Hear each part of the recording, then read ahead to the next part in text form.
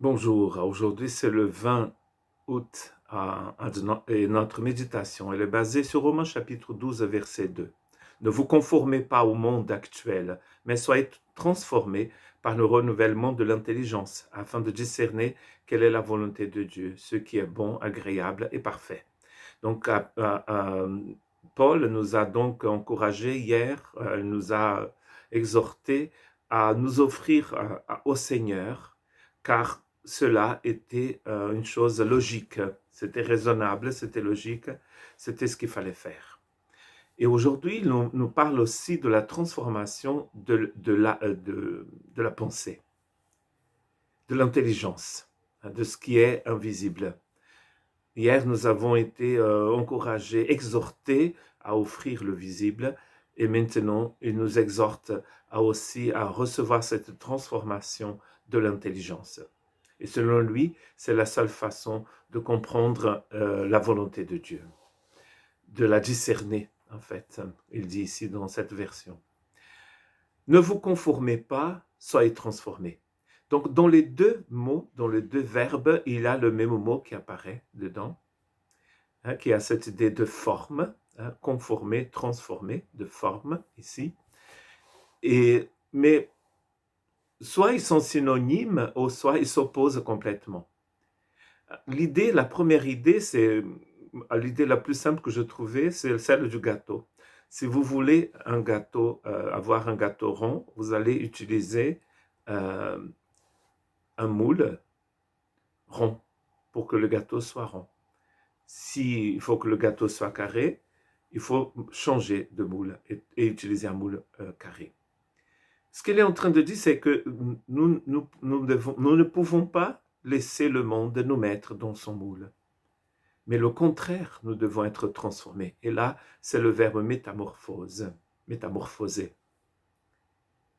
Et c'est ce qu'on va trouver aussi dans 2 Corinthiens 3, 18, le même mot. Nous tous qui, sans voile sur le visage, contemplons comme dans un miroir la gloire du Seigneur, nous sommes métamorphosés, transformés à son image de gloire en gloire par l'Esprit du Seigneur. C'est vrai que si vous lisez ce texte de 2 Corinthiens et celui de Romains chapitre 12 verset 2, avant de lire les 11 chapitres de Romains, vous allez penser que Dieu est insensé et qu'il nous demande l'impossible.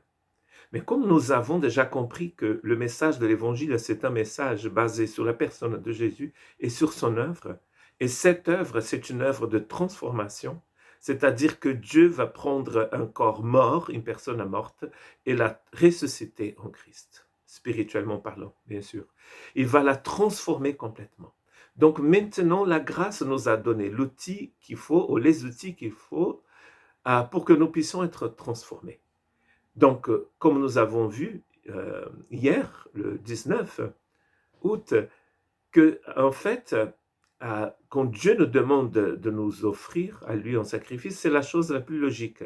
Parce que nous avons compris ce qu'il a fait et c'est la seule chose qu'il nous reste à faire maintenant, c'est de nous offrir à lui. Mais maintenant, nous laissons le Saint-Esprit métamorphoser notre intelligence pour que nous puissions, il va expliquer, comprendre la volonté de Dieu. Et donc on passe d'une intelligence mondaine dans un moule mondain à une résurrection de l'intelligence. Je vous rappelle que dans la nature, nous utilisons le mot métamorphose pour parler de la transformation d'une chenille en papillon. Vous voyez qu'il n'y a rien entre une chenille et un papillon. Comme vous voyez une chenille, vous dites « oh !» mais un papillon, vous dites « waouh !» Donc Dieu veut nous transformer en papillon. En transformant notre intelligence, il nous transforme. Mais nous devons d'abord rejeter la conformité au monde actuel, il dit. Donc, ce monde, il est toujours actuel, mais cette métamorphose aussi, elle est toujours d'actualité. Nous allons aussi trouver ce mot, le même verbe, dans Luc 9, 29.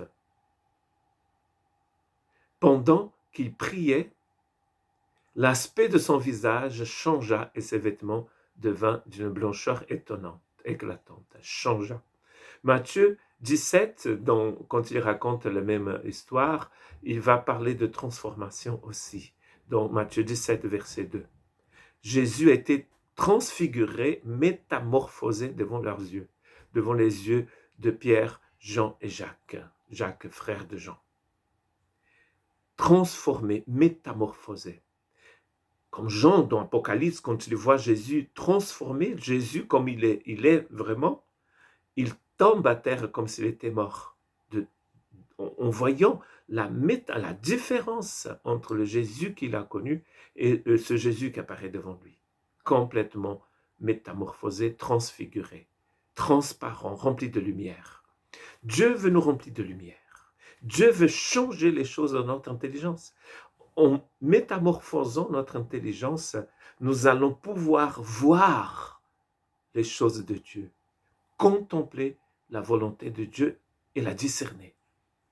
Car notre intelligence n'est pas rentrée dans le moule du monde, mais elle a été complètement transformée, métamorphosée, transfigurée. Que Dieu puisse nous aider à être des chrétiens transfigurés dans le monde actuel.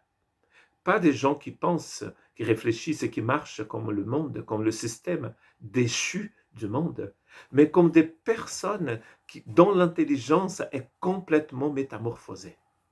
Et là, nous allons pouvoir comprendre, discerner la volonté de Dieu. Que Dieu vous bénisse.